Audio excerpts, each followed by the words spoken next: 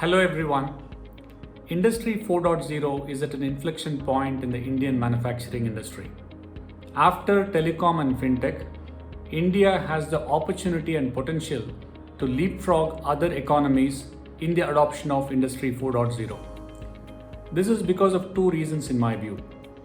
First and foremost, the maturity, acceleration, and convergence of multitude of technologies, including artificial intelligence, cloud computing, 5G, voice recognition, edge computing, and IoT amongst others.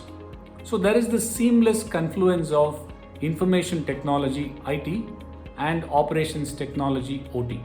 Secondly, pandemic has truly put this IT OT convergence at the heart of any holistic business transformation. Industry 4.0, or intelligent industry in Capgemini's parlance, holds tremendous opportunities and potential for both the enterprises as well as the end consumers. In my view, it covers the entire value chain through three means.